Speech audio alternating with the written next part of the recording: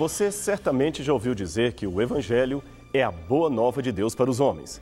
De fato, a palavra evangelho vem do grego euangelion, que quer dizer exatamente isto, uma boa notícia. O que pouca gente sabe, porém, é que a palavra evangelho, embora seja hoje conectada à teologia cristã, pertence a um ambiente técnico bem anterior ao cristianismo. Ela já era usada em Roma para descrever tecnicamente a descrição exata de uma boa notícia. Esta antiga inscrição, encontrada em Priene, por exemplo, e datada do ano 9 a.C., descrevia o nascimento de Augusto como sendo a grande boa nova da humanidade. Evangelho, portanto, tem a ver com uma história real, não fictícia. E foi talvez por isto que os escritores bíblicos resolveram chamar de Evangelho a narrativa que escreveram acerca de Cristo. Contudo, são muitas as pessoas que dizem não confiar na história dos evangelhos bíblicos. Eles não acreditam naquela história por ser inusitada demais. Tudo parece fantasioso para ser verdade. Um homem que cura as pessoas, anda sobre as águas e ainda se proclama o Filho de Deus. Tudo parece bom demais para ser verdadeiro. Mas seria correta esta conclusão? Ou teríamos na história secular indícios de que aquilo realmente aconteceu? Afinal de contas, Jesus Cristo foi um mito ou uma realidade? Como todos sabem, os evangelhos descrevem a vida e obras de Jesus de Nazaré. Falam do seu amor, dos seus ensinos, do seu poder de cura e de perdão. Por fim, descrevem em detalhes a sua morte expiatória na cruz do Calvário, ato que nos possibilita herdar a vida eterna e, finalmente, anunciam seu triunfo ao ressuscitar dentre os mortos e sua promessa de um dia voltar à Terra para executar o juízo final sobre a humanidade. Seria isto um mero mito? Jesus de Nazaré, segundo creem a maioria dos cristãos, foi, de fato, o único homem que, em sã consciência, arvorou ser o Filho unigênito de Deus, o que, segundo a mais antiga tradição bíblica, o torna essencialmente divino. Essa doutrina, apesar de um ou outro desafio interno ou externo, foi pregada com veemência pelos primeiros apóstolos e sobreviveu bem através dos séculos nos credos cristãos que foram promovidos desde Niceia, em 325 d.C., até o final da Idade Moderna, quando os novos tempos trouxeram novos questionamentos nunca dantes imaginados. É que a partir do século XVIII, as igrejas reformadas da Alemanha começaram a passar por um período de forte sobrevalorização do racionalismo em detrimento à fé. Este foi o chamado Iluminismo alemão, que moldou tremendamente o pensamento de teólogos e racionalistas acerca da pessoa de Jesus Cristo. A pretensão básica desses novos pensadores era criar uma religião cristã que fosse mais racional e menos sentimentalista. Logo, começaram a surgir vários escritores pretendendo expor teorias sobre quem haveria de ter sido Jesus de Nazaré. Suas novas acerca do fundador do cristianismo, é claro, contradiziam em muitos aspectos a visão bíblica tradicional, de modo que eles faziam uma distinção entre o Jesus histórico e o Cristo da fé.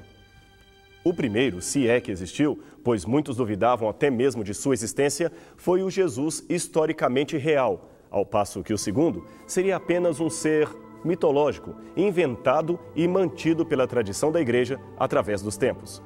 O primeiro defensor dessas novas ideias foi Hermann Samuel Reimarus. Influenciado pelo deísmo inglês, ele projetou uma enciclopédia de 4.000 volumes, na qual pretendia reconstruir de modo científico a história da religião cristã. Entretanto, foi apenas depois de sua morte que o editor alemão Gottfried Ephraim Lessing publicou parte do seu tratado numa edição anônima.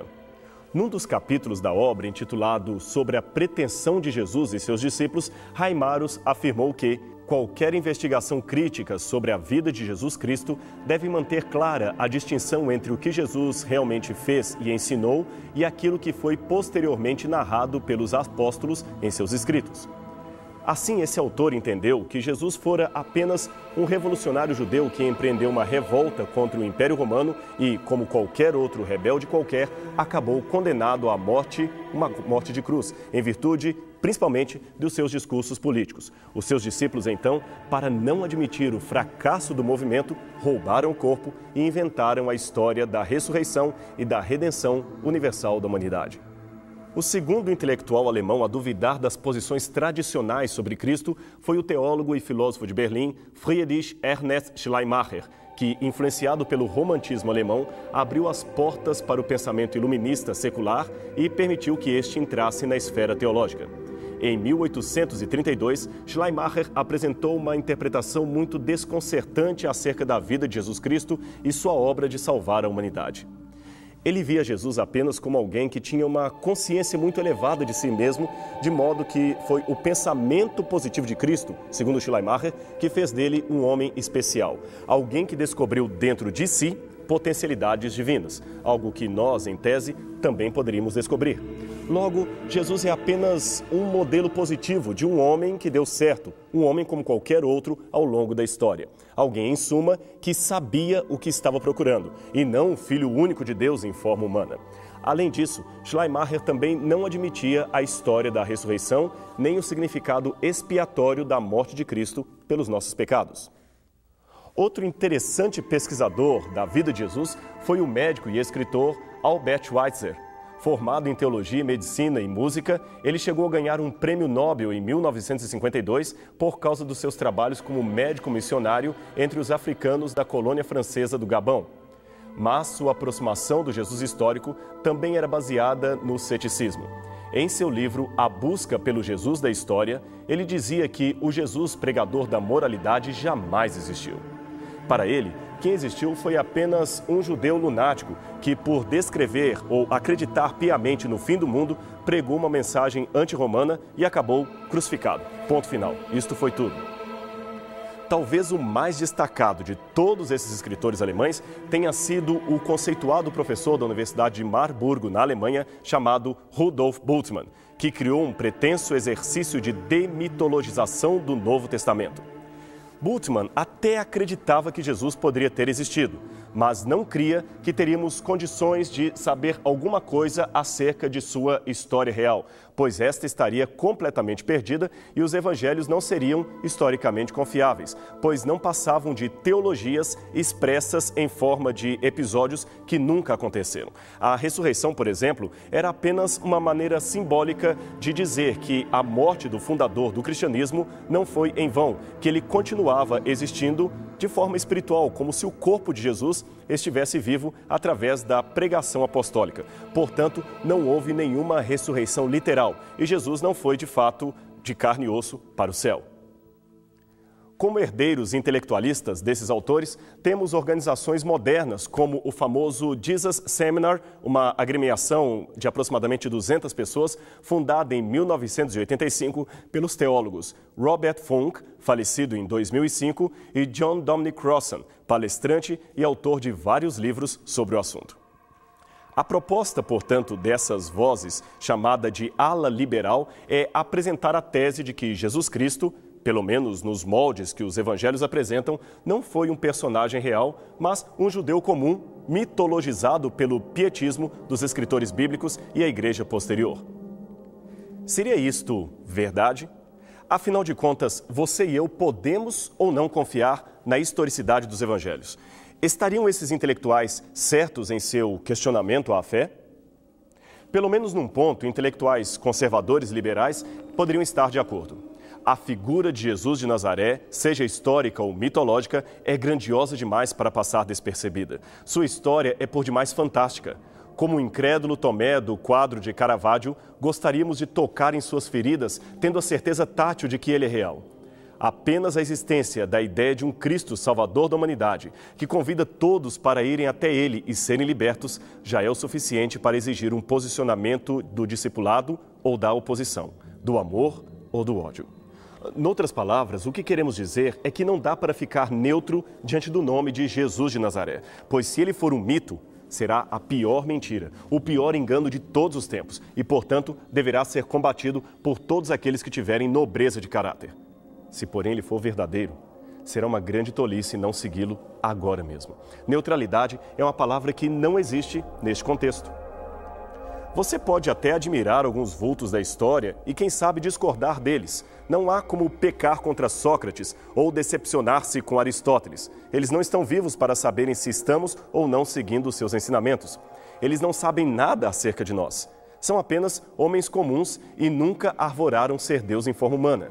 Mas com Jesus era diferente. Ele dizia ser o Filho de Deus e não dá para discordar de um Deus ou, em sã consciência, desprezar os seus ensinos. Nosso desafio intelectual, portanto, é descobrir se Jesus era ou não aquilo que a Bíblia afirma a seu respeito. Duas perguntas, então, se fazem necessárias nesse sentido.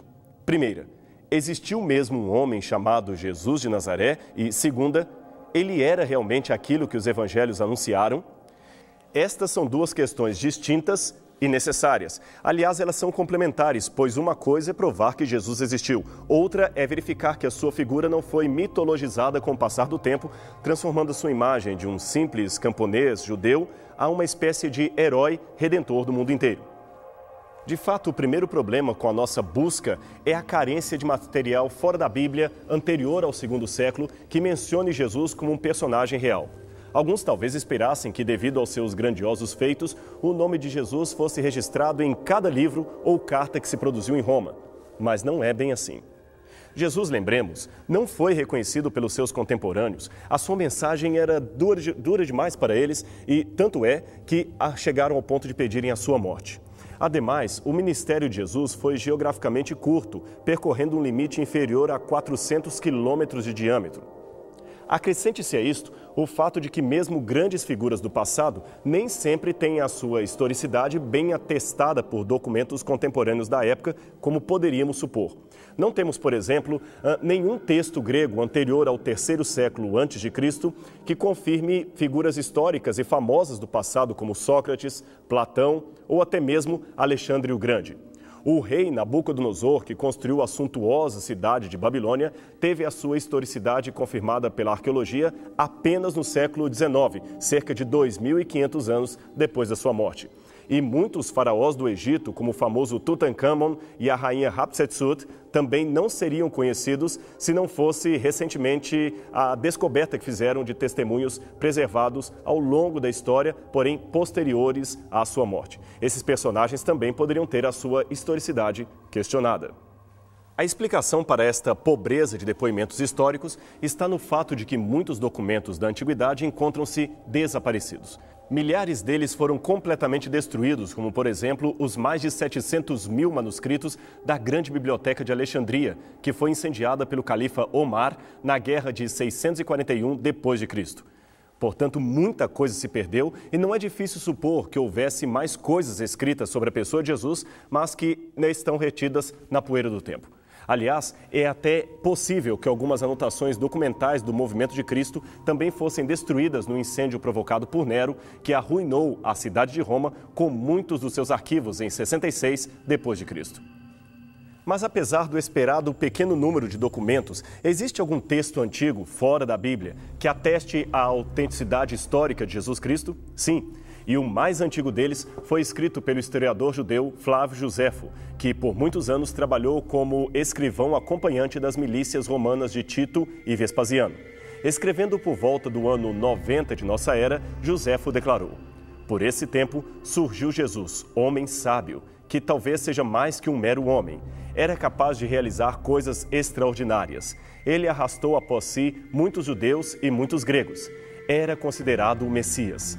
Embora Pilatos, por acusações de nossos chefes, o condenasse à cruz, aqueles que o tinham amado desde o princípio não cessariam de proclamar que, passando o terceiro dia, apareceu-lhes novamente vivo. Os profetas de Deus tinham respeito por ele. Ademais, até o presente, a estirpe dos cristãos, assim chamada por referência a ele, não cessou de existir." Esse texto é tão extraordinário que muitos julgaram que não poderia ser verdadeiro, que seria fruto de uma interpolação de um escriba cristão posterior.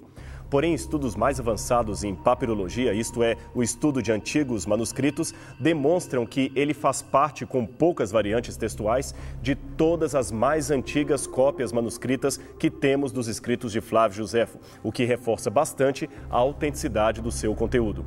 Note que nele, o historiador, que era judeu e, portanto, não era seguidor de Cristo nem simpatizante do movimento, declara que Jesus era considerado o Messias e não que ele mesmo cria nisto. Mas o seu depoimento continua dizendo que Jesus era capaz de realizar obras extraordinárias. Ora, não seria isto um claro indício dos seus milagres? Note que ele chega a suspeitar que Jesus até fosse mais que um mero homem. Esse testemunho, vindo de alguém que não fazia parte do círculo de seguidores de Cristo, torna-se muito valioso, pois Joséfo não teria razão nenhuma para fazer tais declarações acerca de um simples carpinteiro, a menos, é claro, que houvesse testemunhas oculares acerca de sua atividade em comum. Em outro texto, Joséfo ainda faz uma segunda menção de Jesus, dando a entender que ele era considerado o Messias dos judeus. Falando do golpe de Estado promovido pelo sumo sacerdote Anã após a morte de Festo, Joséfo diz que o sumo sacerdote convocou uma assembleia de juízes e colocou diante deles o irmão de Jesus, que é considerado o Messias. Seu irmão se chamava Tiago, e com ele havia alguns outros. A estes, Anã acusou de terem transgredido a lei e os entregou para serem apedrejados. Ora, Anã é uma forma grega de transcrever o nome Anás, que justamente com o outro sacerdote, Caifás, promoveu o julgamento contra Jesus, conforme está na Bíblia. Dentro do Império Romano, também houve valiosas menções à pessoa de Jesus Cristo. O historiador Tácito, que viveu por volta do final do primeiro século e início do segundo, descreveu com detalhes o famoso incêndio de Roma, ocorrido em 64. Este historiador fala da perseguição de Nero aos cristãos e menciona o nome de Cristo, que, para o seu entendimento, não era um título, mas um nome próprio. Nenhum esforço humano, nenhum poder do imperador, nem as cerimônias para aplacar a ira dos deuses faziam cessar a opinião infame de que o incêndio de Roma havia sido mandado. Por isto, com vistas a abafar o rumor, Nero apresentou como culpados e condenou à tortura aquelas pessoas odiadas por sua própria torpeza, a quem o povo chamava de cristãos. Tal nome vem de Cristo, que no principado de Tibério, o procurador Pôncio Pilatos entregou ao suplício.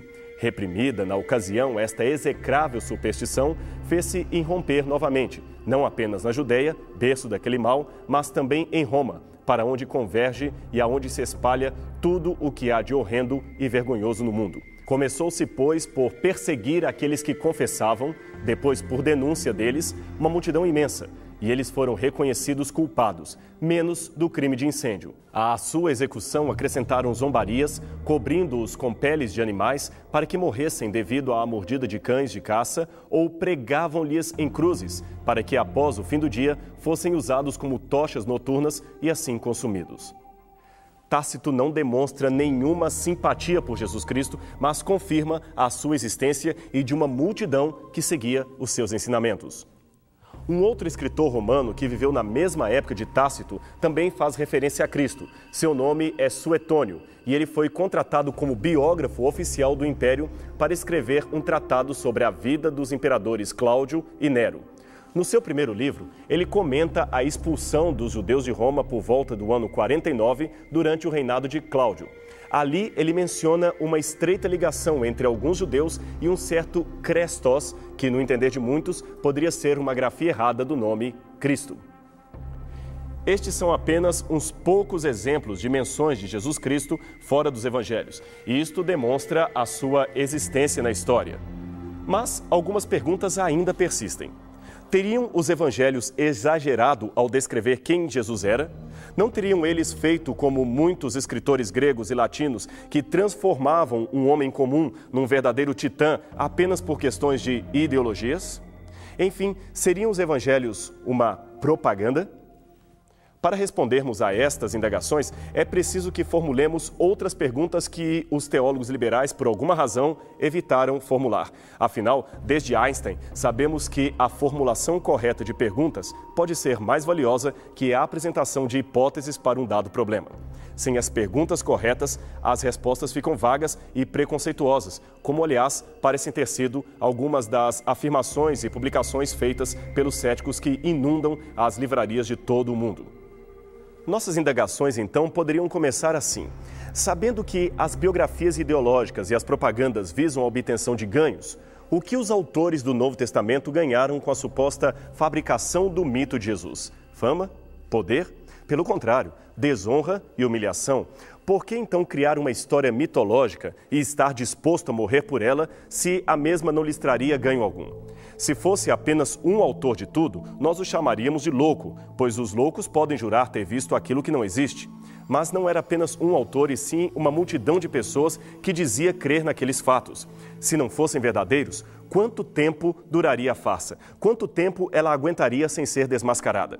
Note que eles eram diariamente sentenciados à morte por afirmarem a sua fé na divindade e na ressurreição de Jesus. Nenhuma mentira subsistiria por tanto tempo, mas cedo ou mais tarde, a maioria se retrataria. E por que isto não aconteceu? Agora, raciocine por outro ângulo. Se os evangelistas tivessem a intenção de criar um Jesus mitológico, deveriam seguir o exemplo de outros escritores de mitos da antiguidade. Jamais encerrariam o ministério de Cristo narrando com detalhes uma vergonhosa morte na cruz, que, aliás, só era reservada a ladrões, escravos ou revolucionários fracassados. Este fato, no mínimo, seria omitido. Mas supondo que a condenação foi pública e que os seguidores de Cristo não tivessem como negá-la, então alguém poderia imaginar que os apóstolos criaram a história da ressurreição para abafar o escândalo da cruz, certo? Errado. Os gregos e romanos se dividiam em dois segmentos quando o assunto era vida além do túmulo. Os seguidores da linha de Platão, Orfeu e Pitágoras criam numa imortalidade que levava a alma a um plano superior, destituída do corpo, ou a fazia transmigrar de um corpo para outro numa ideia embrionária de reencarnação. O outro grupo, seguidor das ideias estoicas e epicuristas, entendiam que a morte era o fim, não restando nada além. Mas numa coisa, ambos os grupos concordavam: a ressurreição de uma pessoa que volta a viver no mesmo corpo físico que tinha quando estava viva era algo abaixo do inaceitável. Por isto, o livro de Atos, capítulo 17, verso 32, diz que os gregos, embora estivessem admirados com a cultura e inteligência de Paulo, simplesmente recusaram ouvir a parte em que ele falava da ressurreição de Cristo. Esta ideia era absurda demais para os gentios de orientação greco-romana, quer fossem simples ou eruditos. Sendo assim, é mais sensato supor que se os apóstolos estivessem dispostos a criar uma ficção para amenizar o escândalo da cruz, a ideia de uma ressurreição corpórea não seria definitivamente a melhor opção. Eles ganhariam muito mais simpatizantes se dissessem que Jesus reencarnou novamente ou que seu espírito fora elevado a um plano superior, abandonando o seu corpo na sepultura sem vida.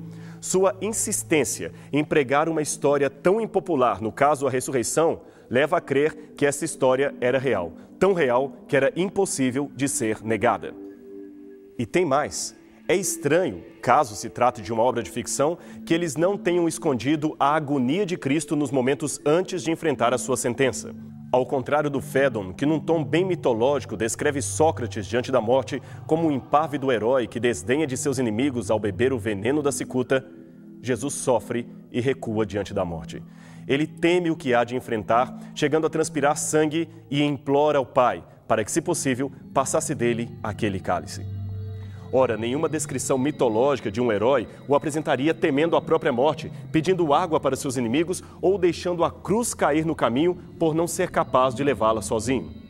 E não foi somente a morte, mas a própria vida de Jesus que não coincide com os moldes de uma biografia propagandística que evitaria toda a descrição que pudesse trazer embaraço para o movimento. Para os padrões da época, um Jesus que conversa com mulheres em público, que tem uma ex-prostituta, Maria Madalena, como sua seguidora e testemunha ocular de sua ressurreição e ainda admite um cobrador de impostos entre os seus apóstolos, bem, este Jesus atrairia mais oposição que simpatia. Não podia jamais ser fruto de uma criação religiosa com fins ideológicos. Isto só nos indica que os evangelistas não tinham a menor intenção de escrever uma novela fictícia ou esconder fatos que poderiam tomar uma forma de vergonha para o movimento cristão. Muitos foram sábios cuja descrição exagerada de seus feitos tornou a sua vida um retalho de lendas onde é difícil discernir o que é real e o que é histórico, o que é mito e o que é verdadeiro. Mas a apresentação bíblica de Jesus não se encaixa em nada nesta moldura mitológica. O Salvador chega a ser um contraste quando comparado com esses grandes vultos da humanidade. Vejamos alguns exemplos. Homero dizia que um homem, para ser magnífico, deve ser sempre o primeiro e estar antes dos demais. Jesus, porém, afirmou que quem quisesse ser o primeiro, que se tornasse o último. Mateus 9:35. Aristóteles disse que só um homem estúpido aceitaria os insultos e ensinaria seus discípulos a fazer o mesmo. Estranho é que Jesus seja mostrado ensinando os discípulos a não revidarem o mal que lhes era feito, ao ser ele mesmo vítima, também não agiu da maneira como sugeria Aristóteles. Aceitou até mesmo o beijo de Judas, que era o pior insulto que se poderia suportar. Teógenes, um outro escritor da antiguidade, sugeriu que se alguém recebesse dos deuses o poder de operar curas, deveria tirar proveito disso e, para preservar a sua própria imagem, jamais tentar a recuperação de um homem imoral. Afinal de contas, dizia ele, não se pode reformar um vilão. Mas o Jesus dos evangelhos não pensava assim. Ele jamais cobrou dinheiro ou favores políticos para curar alguém. E em sua lista de beneficiados, temos, por exemplo, pessoas de índole duvidosa, como Zaqueu e Mateus, que eram publicanos, cobradores de impostos, uma espécie de mercenários dos romanos. É claro que o objetivo do mestre era recuperar estas pessoas consideradas caso perdido para a sociedade em redor. Como você pôde observar, os evangelhos deveriam ser muito diferentes do que são se intentassem criar um mito ou uma narrativa exagerada para tornar o seu mestre mais aceito na sociedade que lhe circundava. Não é sem motivo que o apóstolo Paulo, certa vez, escreveu uma palavra muito interessante na Bíblia. Ele diz: "A mensagem da cruz de Cristo parece loucura, pois os judeus pedem milagres como prova e os gregos buscam a sabedoria. Mas nós pregamos a Cristo crucificado, uma mensagem que é ofensa para os judeus e loucura para os não-judeus." 1 Coríntios 1, 19 a 23. Mas era uma mensagem tão forte e verdadeira que eles não ousariam modificá-la nem para que se tornasse mais popular aos seus companheiros. Como escreveu Pedro, outro apaixonado pelo Mestre de Nazaré, porque não vos demos a conhecer o poder da vinda de nosso Senhor Jesus Cristo, seguindo fábulas engenhosamente inventadas, mas nós mesmos fomos testemunhas oculares de sua majestade. 2 Pedro 1, 16. E lembre-se, o homem que escreveu ou ditou essas palavras morreu crucificado de cabeça para baixo por não negar aquilo que cria. Mas ele estava lúcido bastante para não morrer por algo que fosse menos que verdadeiro. De fato, o cristianismo não é baseado no mito. Jesus existiu e é graças à sua existência histórica que temos hoje a certeza viva da nossa salvação, da esperança de nossa vida eterna. Se você deixar que essa certeza inunde o seu coração, você verá que Cristo é tão real que quase dá para tocá-lo.